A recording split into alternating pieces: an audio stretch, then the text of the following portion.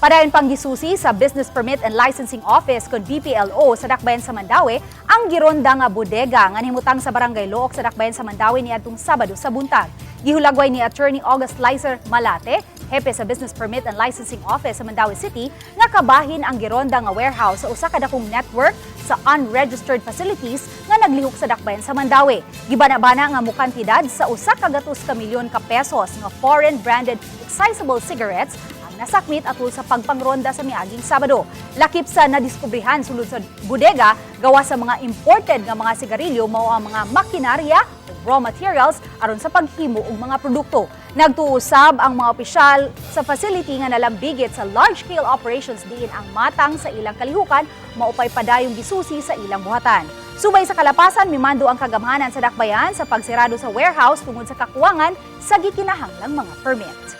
We have also kanang giparan pod na namo karon so that we can do our own audit.